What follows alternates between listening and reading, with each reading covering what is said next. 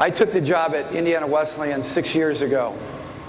And when I took the job, they were coming off a year where I think they had won like 8 games. My first year, we won 14 games. And that team should have been a whole lot better. We had a girl on that team by the name of Brita Newhouse from Peru that was really a good player.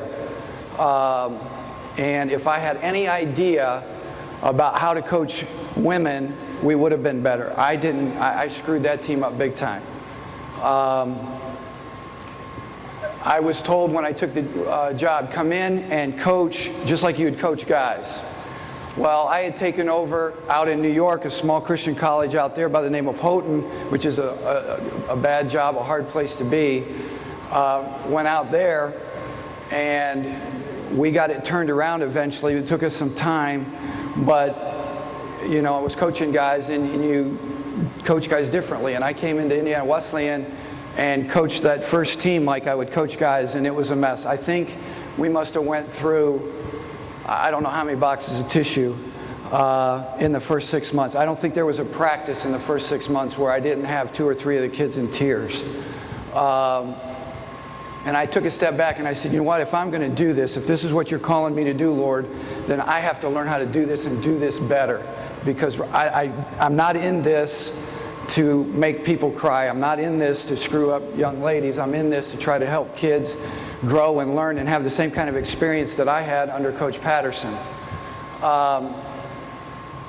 And that kind of began my odyssey a little bit. And having met Keith and talking to Keith and talking to different coaches, you know, it's kind of evolved over time for us as to how we do things and what we do.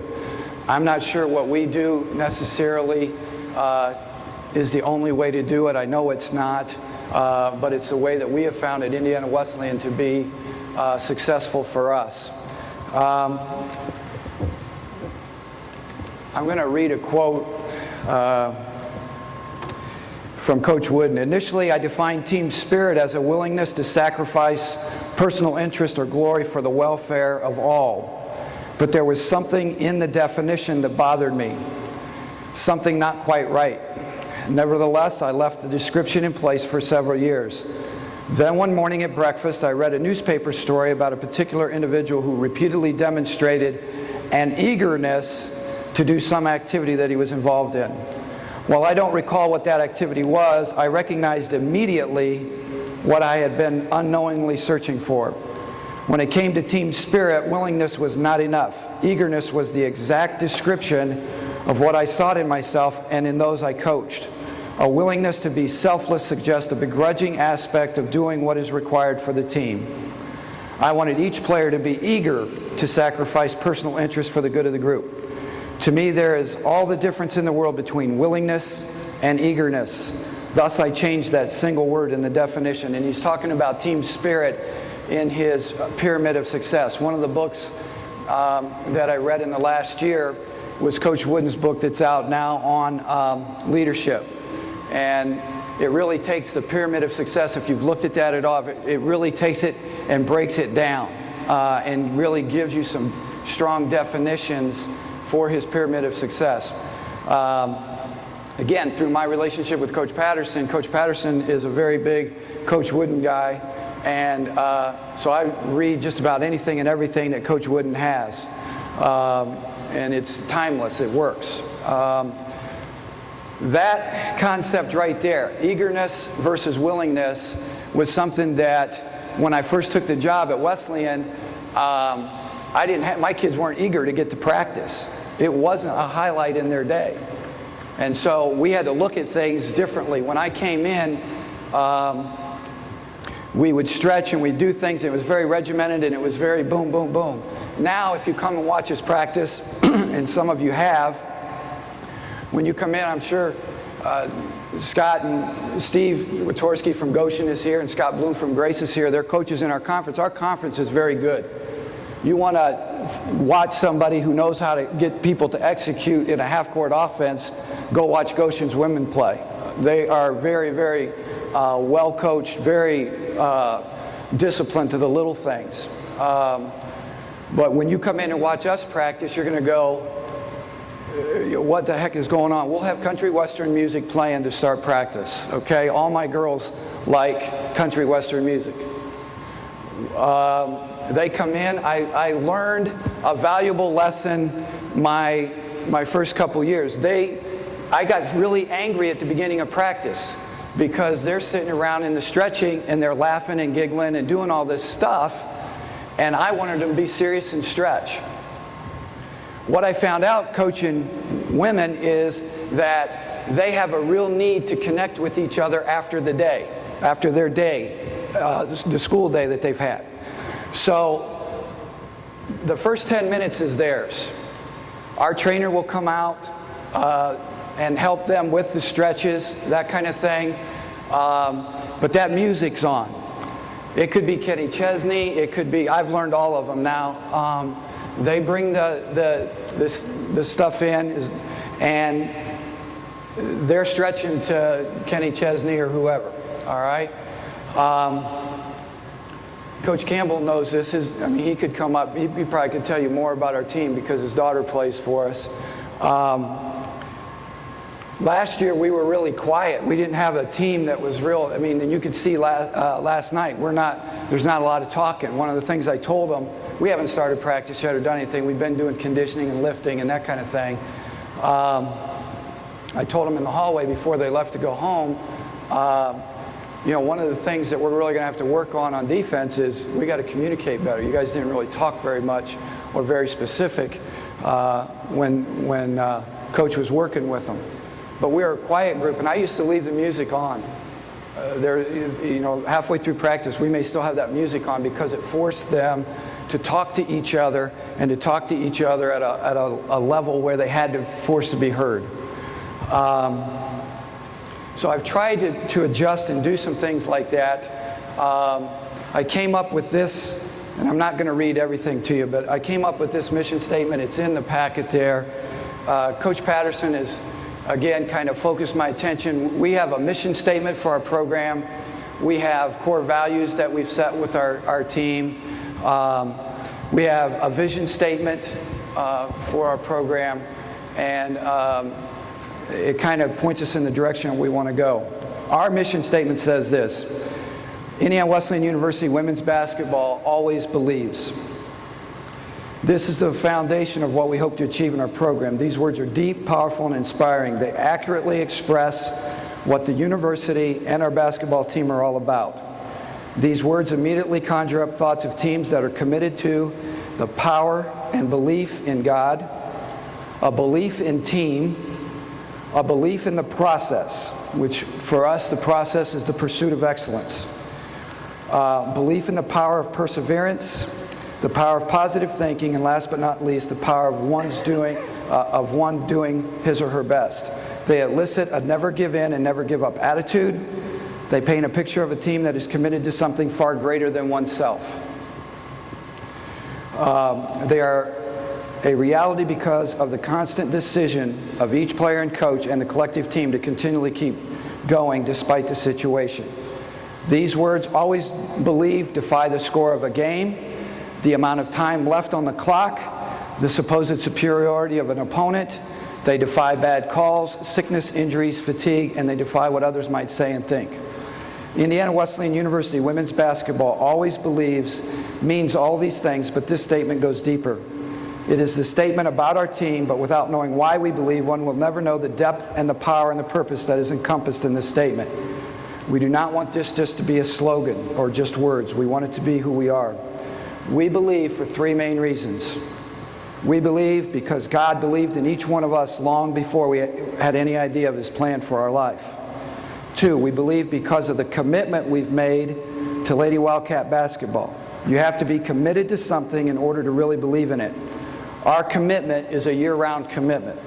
We want to have invested more of ourselves than the opposition. Thirdly, we believe in each other. Great teams and organizations that achieve at a high level have an incredible bond. It's their unity and love for each other that enables them to overcome the odds to be the best that they can be. We believe God has not called us to be the best, but rather to do our best. This takes each athlete pushing their teammates out of love to be the best that they can be. We must bring out the best in each other on and off the court. By truly believing in each other, we must hold each other accountable to a higher standard, a standard that is prayerfully thought through and acted upon daily. We believe in the power of team. For us at the small college level, the college level, it's a little different because we get to recruit. So our recruiting really is critical because we try to recruit kids that are chemistry kids. I think, and I got two coaches here in the conference, if you were to line our team up last year and line up some of the other teams in our conference, and you had to select the best 6, 7 players on the team, I'm not sure you maybe would have taken 2 of our players. I think. You're going to take Liz Howarth. They were getting on Liz, but Liz is a good player. Liz Howarth and last year Jenny Martin from Kokomo, I think probably teams would have probably selected those 2 kids off our team. I think that what's developed through the years for us is a sense of real loyalty to our seniors. And we've kind of recruited that. We look for that. We want kids that fit into the mission of our university first and foremost. We're a Christian liberal arts school. We have set standards on our campus. Not everybody wants to be a part of that. 2 or 3 years ago, we had a couple kids transfer in. We had a couple Division I transfers come in. And I was all excited about it. And we had some problems. And Coach Meyer talked about this last night. We got rid of them. 2 days before our first game, we got rid of one of them. Well, we got rid of 2, but we got rid of 1 2 days before our first game, who was a heck of a player and probably would have been the leading scorer on our team. But I learned a valuable lesson when I was coaching out in New York. You can add to your team by subtracting from it. And our seniors have stepped up to the plate and made it work for us. I think we have to have kids that think we versus I. This summer, I've got 4 kids. My youngest is 13, and he was playing Babe Ruth baseball. And I was standing down the third baseline, down along the fence, standing there watching the game, and I heard his coach kept screaming at each kid as he went up, "I need you to do this. I need this." And if a kid got a hit and he got on second, "I need you down at second." And it just hit me wrong. Because to me, what he should have been saying is, hey, we need you to get a hit. We need you to get to second. It's about us and we, not I. Basketball is a we sport. It's not an I sport. We don't have full rides, so we can't walk into somebody's house and say, here's a scholarship, come to Indiana Wesleyan, all right? We've got to put it all together.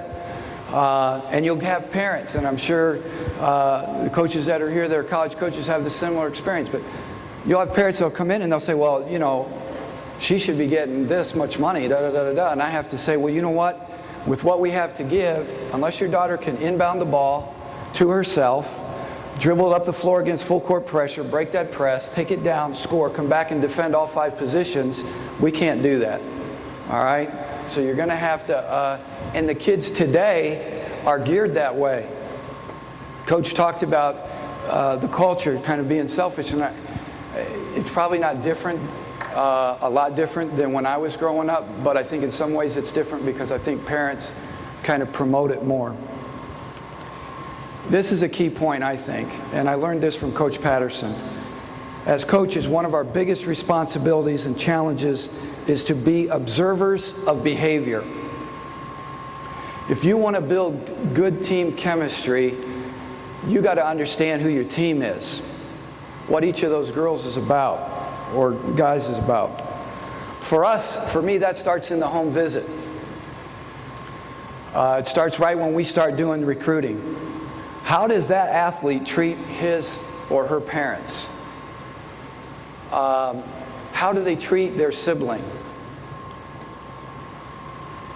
What are they like when we go to the school and we meet with the people? What do the people at the school say about them? What's the guidance counselor saying? What's their coaches saying? What are the teachers in the hallway saying about this person? Are they going to be a fit for us? Be observers of behavior. You can watch your team and you can see a lot of different dynamics, and especially on girls' teams, right? When I first came in, we had problems with cliques. We had van cliques. Everybody gravitated to one van, and the poor schmucks that were last coming out had to be in my van, right? Because everybody wanted to be opposite of where I was at. But we had van cliques, and so we've done away with that. We take a bus as much as we possibly can. When we are in two vans, we'll have walkie-talkies in each van so that we can be talking back and forth the whole time. I want them, we have no cell phone rules. When they get in that bus, they get in the van, there is no cell phone, because I don't want them talking to their boyfriend back at campus or their whatever. They can call their parents after the game, let them know what happened, but we have no cell phones, so that they have to spend time with each other and get to know each other and have fun that way. We rely a lot, again, on our players. Probably the key player that we recruited in the time that I've been here is a girl by the name of Stephanie Gill. Some of you, if you're from this area, maybe remember Steph. She is from Munster High School. Steph was a heck of a player for us, but she was by far the best team leader I've ever been around. She was one of those kids that just had the personality that attracted everybody to her.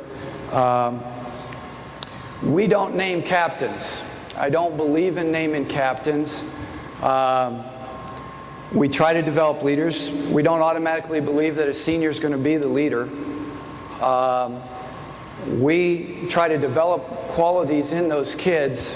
We do different things. I have taken the last 3 years, I've taken the kids that I've observed and looked at and thought, you know what, these guys are going to be the leaders of our team. I have taken them to leadership seminars at the end of the school year. John Maxwell stuff. We have gone, we have been there together. They take notes, I take notes. And then later on in the summer, at some point in time, I bring them back to campus. They come to my house, we have a cookout, and we sit down and we talk about what does it mean to be a leader in our program. That's been something that's been really healthy and good for us. And I think that applies whether it's college or high school. I believe very strongly, our program believes very strongly in assigning roles in leadership.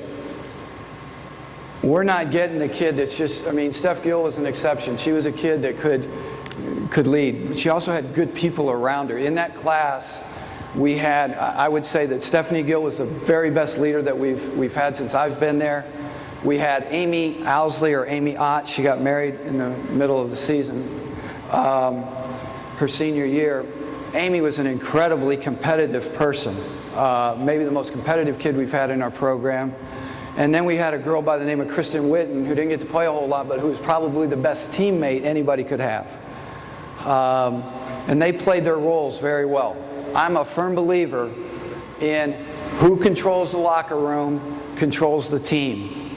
As a male coaching a female sport, I can't be in that locker room. So I have to rely on the players, and specifically those kids that I look at and say, you know what, these are the kids that are going to be the core group of our leadership. I have to rely on them that they're doing and saying the right things in that locker room. So I spend a lot of time working with those kids. But we assign roles. This year, this team that was out here last night that demonstrated has one senior on it. It's going to be a really hard year on Courtney, because Courtney is not one of the better players on our team. She is one of the neatest kids I've ever been around, but she's not one of our better players. And so for her, and you guys know this in coaching, your best players all of a sudden have the automatic respect of the rest of their team. Well, Court's not going to demand that respect on the court, but I'll tell you what, she demands that respect off the court. There are givers and takers in the world, and Courtney is a giver. She is a kid that goes out of her way. She will write notes to all the girls. This summer she was incredible at staying in touch with everybody. That's one of the things that we do, and I'll talk about it later, but we will split our team up and we have the older kids mentoring the younger kids, but she's just incredible that way. She has an unbelievable role. Last year we had the ice storm and things started to flood in Marion, and the next thing I know, Courtney is down filling sandbags with the prisoners from our county and stacking sandbags. That's the kind of person she is. And it wears, she wears off on the other kids. They start to follow that. They understand that.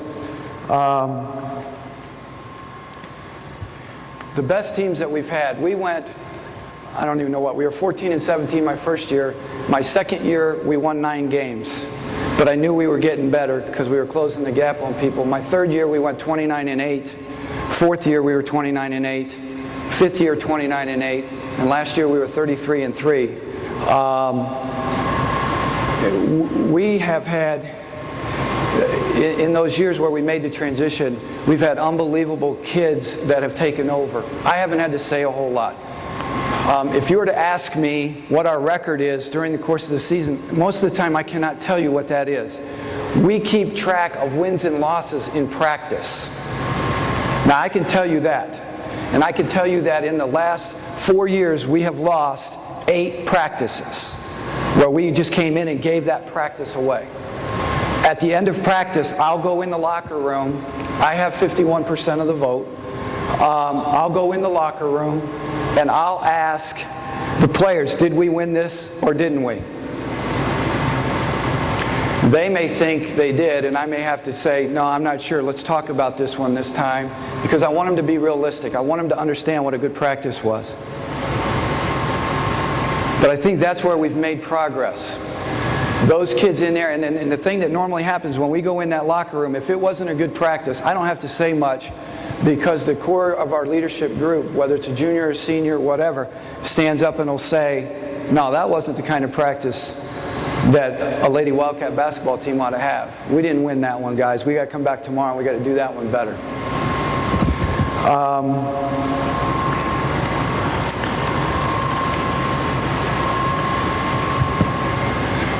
We try to talk to our freshmen and our sophomores. When we talk about leadership, freshmen and sophomores, we spend time talking to them about what it means to be a follower.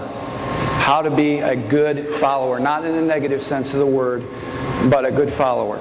Because before they can be a good leader, they've got to learn to follow. We ask them to observe things in our program where they see positive leadership. And we want them to record that, and we talk to them about it. We stress to our freshmen and our sophomores the real importance of being a person of integrity.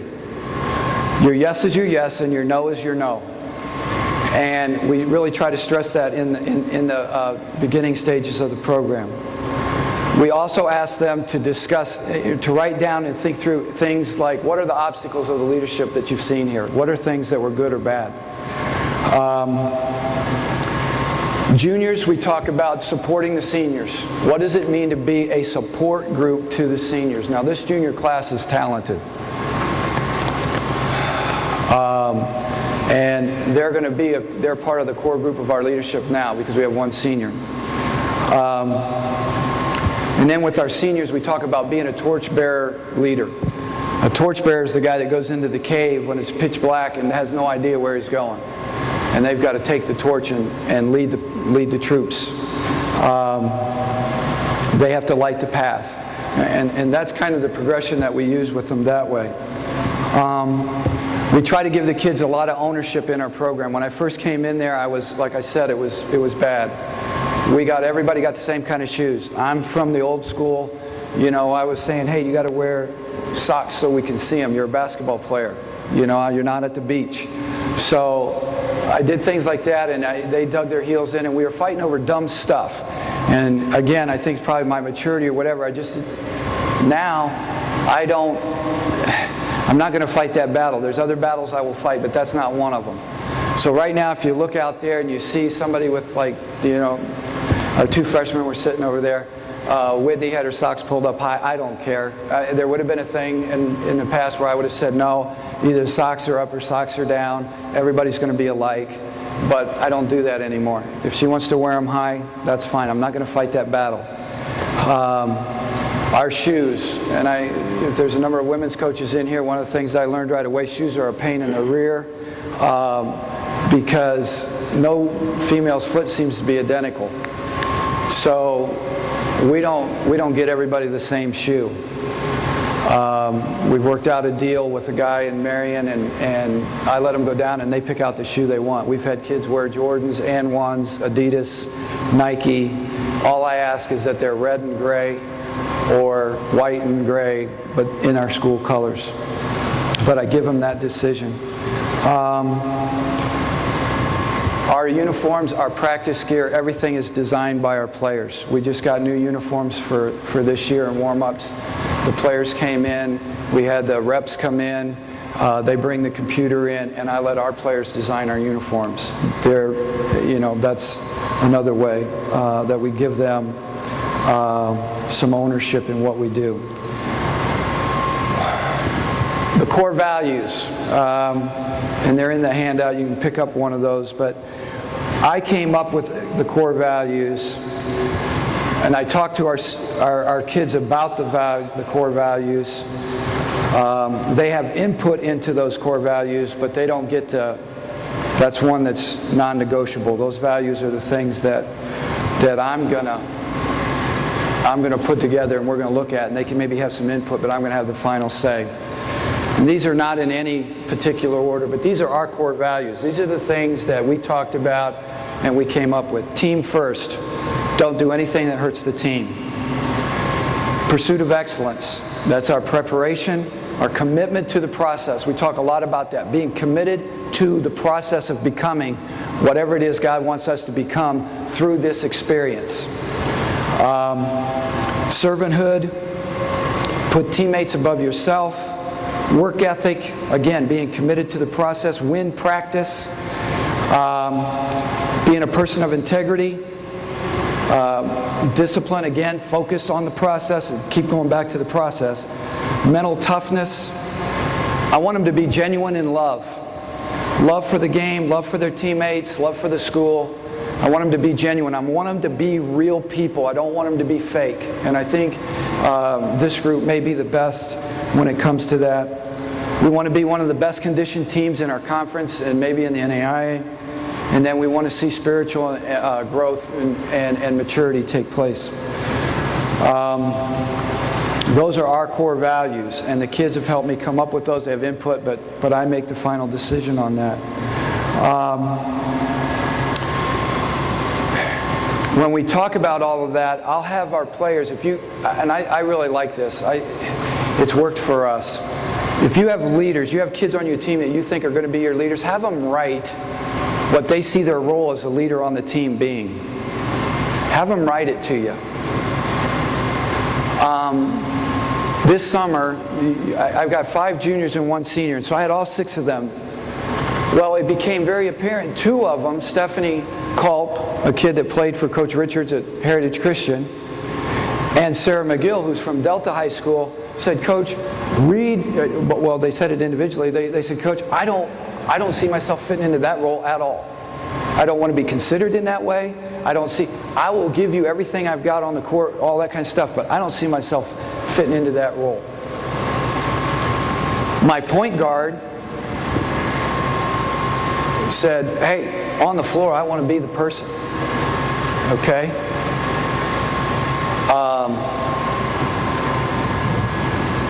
Liz, she kind of knows. She's been through this in high school. She was a first-team All-State in both volleyball and basketball. She's a kid that could definitely play probably at a higher level than we are. She knows that it's going to fall on her shoulders because the best player's got most responsibility.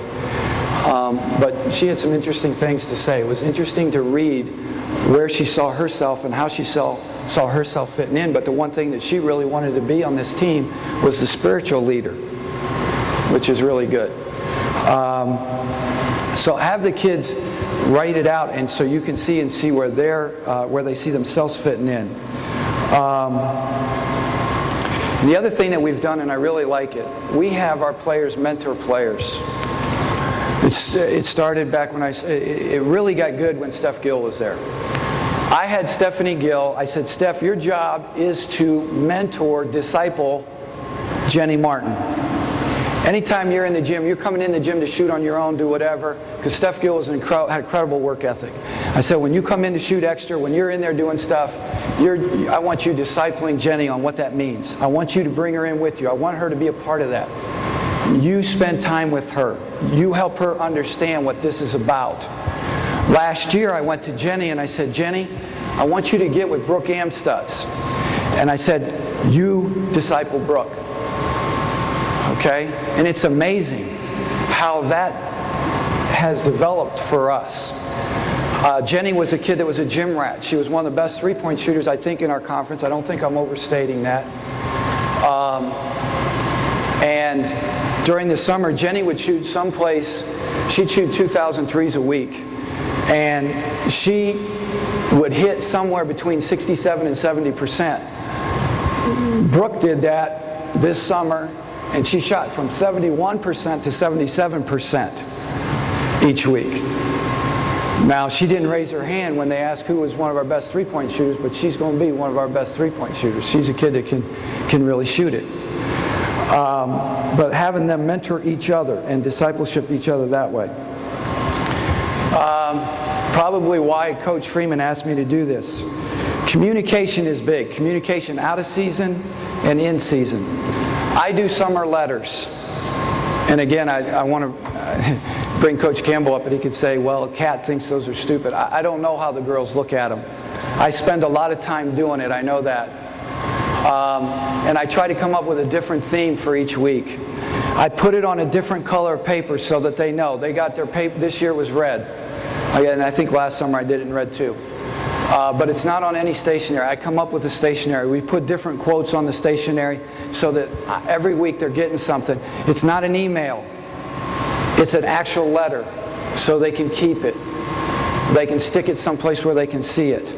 But we're going to talk about, like this summer, what I tried to do really hard. One week, it was all about climbing the mountain. What we were going to have to do is try to stay at the top of our conference. Our conference is really strong. It's really good. A lot of good players, a lot of good coaches. What do we have to do to stay at the top? The next week, it would have to do something with spiritual growth. Where are you at in your devotions? Where are you at in your quiet times? What are you reading? Here, let me give you some suggestions on how to do this. Things like that. We come up with a theme song for the summer. When they come back to camp and they come, we'll come up with a song. And a lot of times it ends up being like Garth Brooks or, there's a song. Out of the Fire was one year we had that as a theme song. But they have a song that they come up with, and that song then kind of becomes our theme song, and they listen to it in the locker room before a game. They have it on their warm-up tape, whatever. We will split the team up in the summertime, and I'll give our core group of leaders certain people that they're to contact, and they're to call those kids, especially our younger kids, and be in contact with them every week so that they're maintaining contact with each other. I think it's really critical, especially for girls. And then we'll rotate that so that the same people aren't talking to the same, because I don't want to develop cliques. I'm really not interested in that. Our camp is different. I wish we could do a camp like Taylor or like Coach Meyer has. We do a day camp, and it's what fits for us right now. Our kids all come back and work camp. They ask, back when Steph Gill and Amy and those guys were there, they're like, Coach, we don't want to stay in a dorm, because I had it all set up for them to stay in the dorm. They go, can we stay at your house? I said, well, yeah, that's fine. So during that week of camp, everybody stays at my house. They're camped out all over the place. We got air mattresses everywhere, sleeping bags, but they all want to be together. Now, we have a really nice swimming pool. They like that. We do campfires and cook out and do that kind of stuff. But they're all back there. They're together. I think that has helped during the summer. One of the things that I think also helps build our unity in our team, we've developed some traditions. And one of the traditions at camp is Coach Brooks gets the seniors. Somehow or other, I get the seniors. Okay? I pull a prank on them. Our team is about pranks. They'll pull it on me, I'll pull it on them. Probably the worst prank the players have played on me is I went into my office and they had, Jenny Martin did this, she put cat food on spoons all over my office and then cellophaned everything in my office. And it stunk because I had pulled something on her. I put a dead squid on her door. So she got me back. But we try really hard to have some fun that way with the kids and try to, they know it's coming. The seniors know it's coming. They don't know what day it is. They don't know how I'm going to do it, but they know it's coming. This year with Courtney, she was the only one, and she's really smart. She's real intelligent. And I was like, okay, how can I do this? Well, we do devotions every morning, and so we did a trust fall, which is kind of a bad thing to do because I said, Court, I need somebody to do this trust fall. We put her up on a table, and we blindfolded her in front of the whole camp. We had the other players back here. We said, now, Courtney, we're talking to the camp about trust, and Courtney's going to fall back and the players are going to catch him. Well, we brought a big laundry hamper out, had it full of water, and when she fell into their arms, and then they dropped her into the water. So we got her that way. But we do stuff like that to try to make it fun, and they know it's coming, and it's been a good thing. In season, we do player-coach conferences periodically through the year. Set times where they sign up and they got to come up and talk to me. And they can talk to me about anything. I think the biggest thing that we talk about in those meetings is roles, what their role is, because as the season progresses, sometimes the kids' roles change. And so I want to be very, very specific with them about how and what their role is.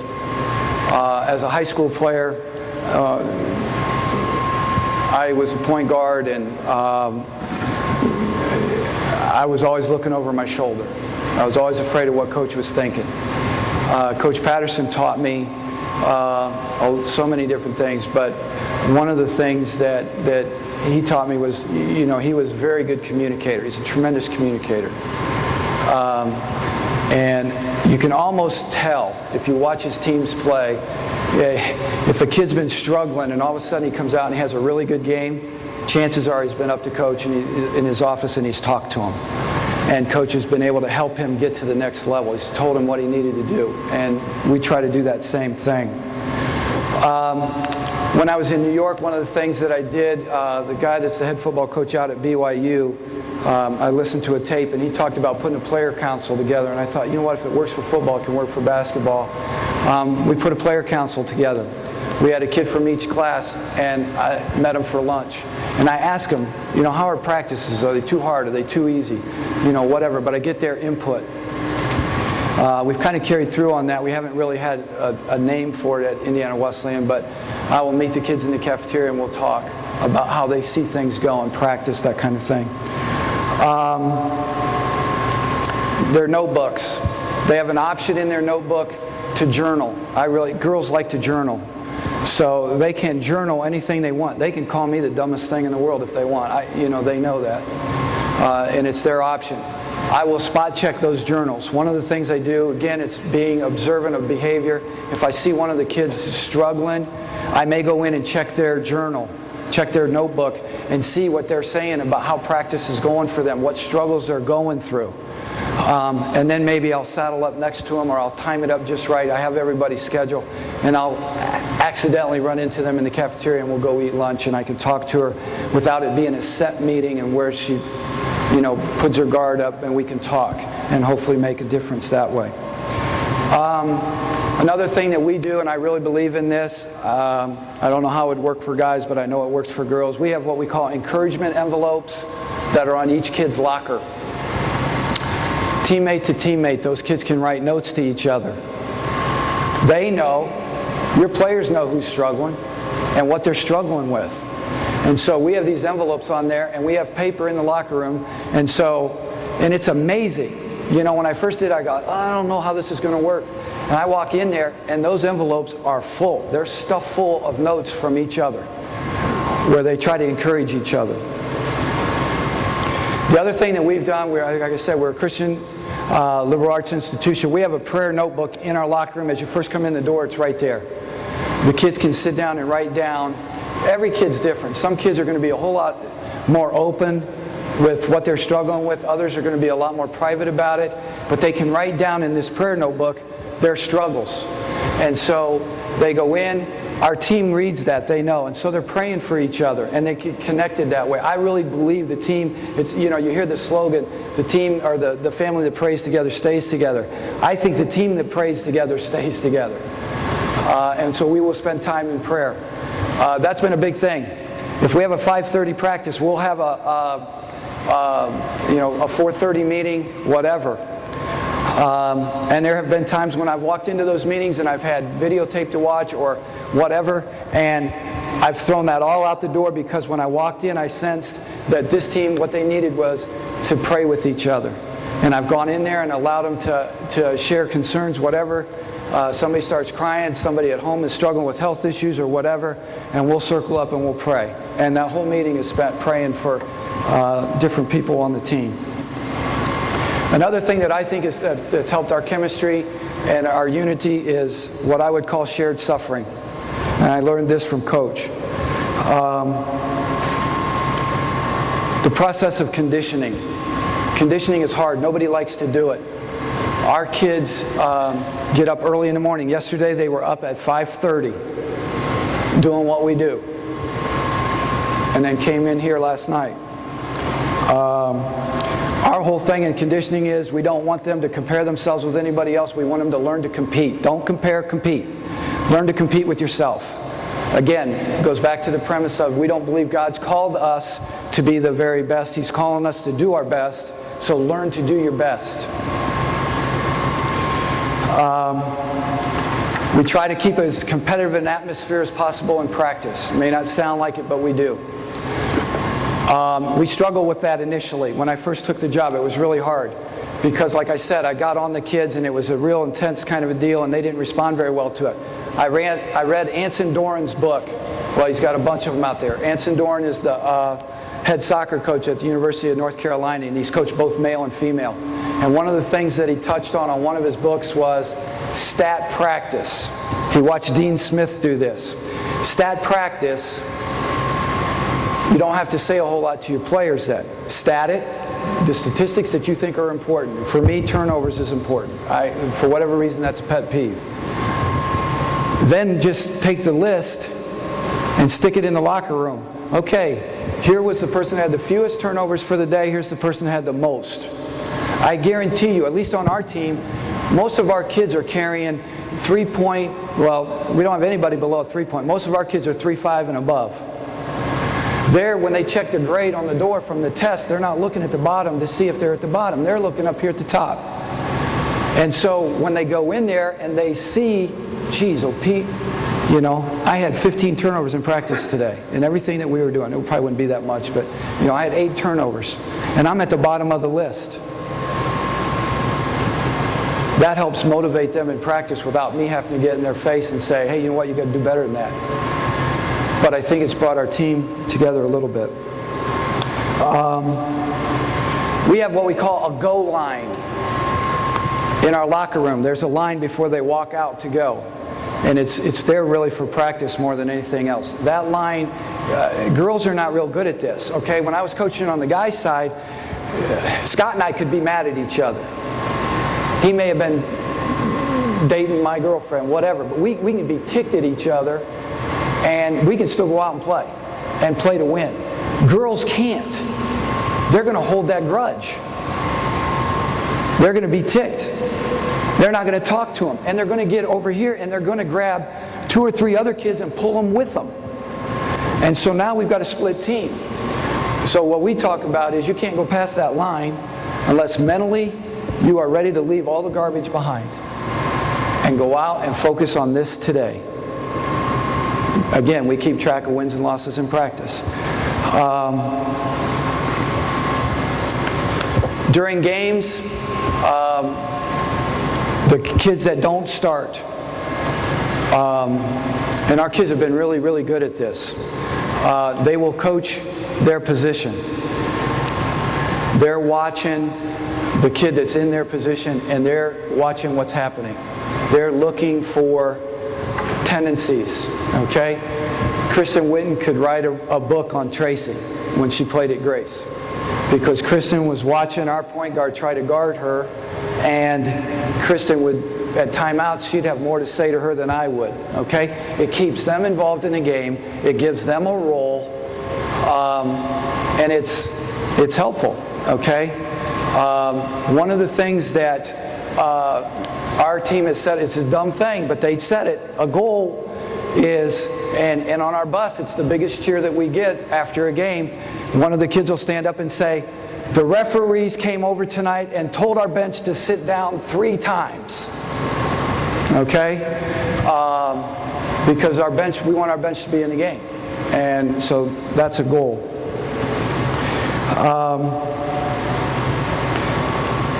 I think I struggle with what to say in some of this stuff, but I think there's a major difference between team building and building a team. When I was a young coach, and especially at Houghton, we're out in the middle of nowhere, and we had an unbelievable ropes course. CBS came in and did a documentary on our ropes course, and everybody was like, oh, Coach, you got to take your kids up to the ropes course. You got to do this ropes course thing. And we did it. You know, we did the high elements and the low elements, and I'm sitting there and I'm watching, and I had some kids that jumped in and really did it well, and I had others that kind of stood back, and some that wouldn't even climb, you know, didn't want to go up on the pamper pole, didn't want to do this. And when it was all said and done, I realized, what did I gain from this? What did our team gain from this? Well, it was a good experience. It was a fun thing together. It was a one-day experience. What I know is that doesn't build a team. Doing basketball stuff, basketball-related stuff, builds a team.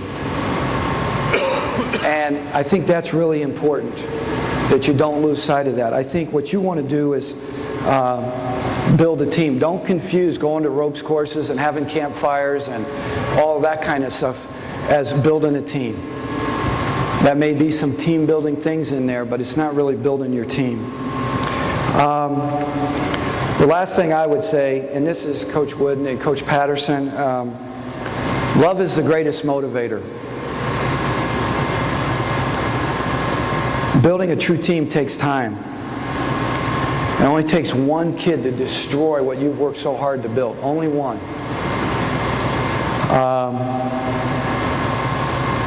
The team always has to come before the individual. And that's hard for me. I didn't prepare through college to do this. I was a Bible major, Christian ed major. I went to seminary. I like people. I like kids. I didn't prepare to do this. Coach kind of got me involved in it. I kind of got into it out of default because I was working in Youth for Christ and my money wasn't coming in, and I had a couple coaching positions made available to me in Ohio, and I did it and with Coach's encouragement, and it's led to this.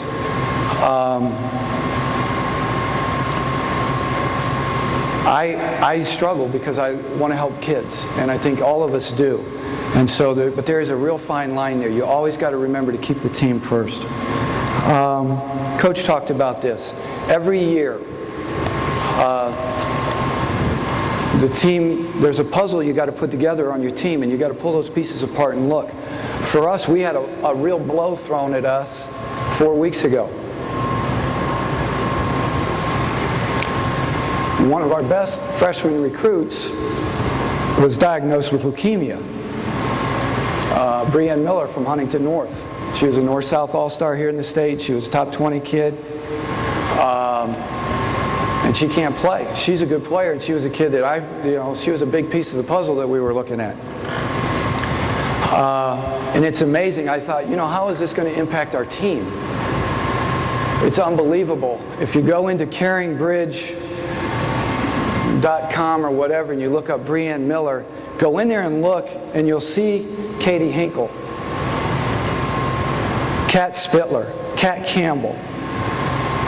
These guys have all left messages on Bree's site.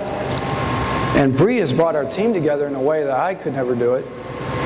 They have bonded through this whole thing. It's amazing how they've stepped up and rallied around her. They divided our team up. And every week, 3 of those kids are taking a care package to Brienne. Fun stuff. So I think that understanding that about your kids, understanding who they are, how do you treat your strongest player versus how do you treat your weakest player?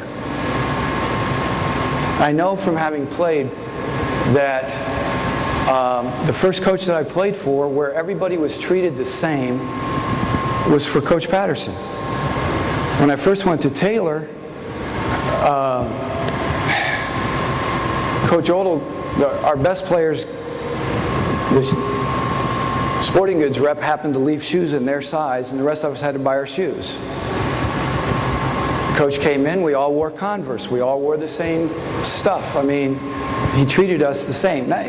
You know, we all have our favorites. We all have kids that, you know, I mean, if you're honest, you do. But how do you treat them? I try really, really hard not to treat what I would consider to be maybe our weakest player any differently than I would treat Liz Howarth. And I think our kids know that. The last thing that I want to share with you is I want to read this. Coach Patterson, when I was a senior in college, and I've read this to my team every year, you know, that talks about Dean Smith.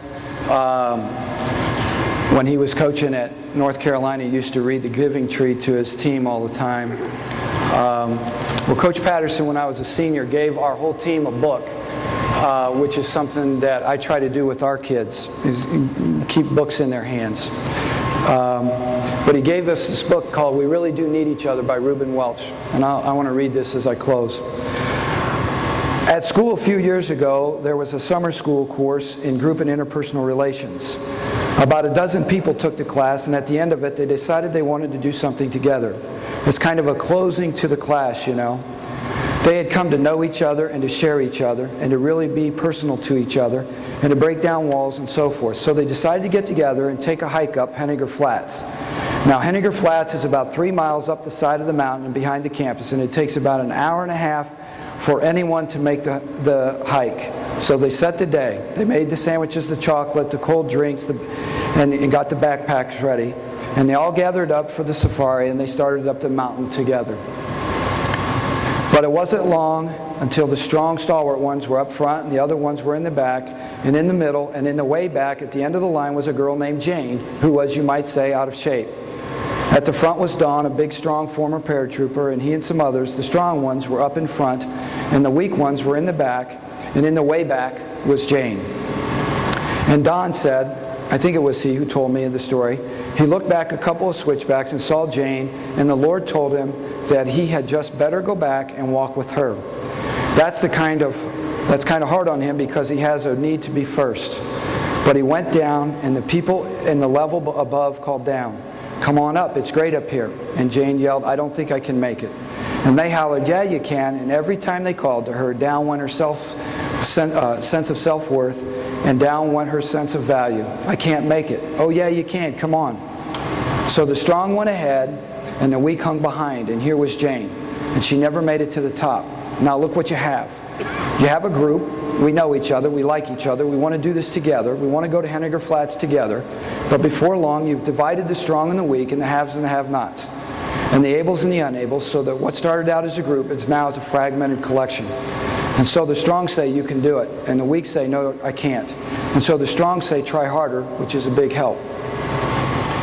And she didn't make it. Thankfully, that's not the last chapter. They'd learned their lessons because they decided that was no way to end the fellowship of the class. And they got together and decided to do it again. But they made some new rules. It was everybody go or nobody go. And they were all going together. So they set the day, they made the sandwiches, the chocolate, the cold drinks, and they gathered up for the safari. And they started up the mountain, and it took them 4 hours to make it to the top. The water was gone, the drinks were all gone, the sandwiches were gone, the chocolate was gone, backpacks were empty, but they all made it together.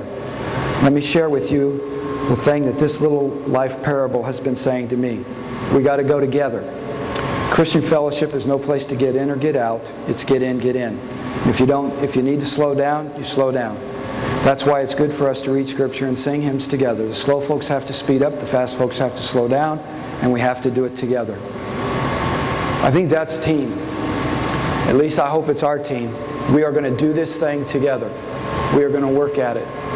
We may not be the most talented. I can remember when I first started as Coach Patterson's assistant coach, one of the things that Coach Myers used to say about us, we used to go to Lipscomb when Coach was at Lipscomb University and play down there. And he would look at Coach Patterson and he would say, "You're all white, you're slow, you can't jump, but your kids win." Well, they won because they understood the power of team.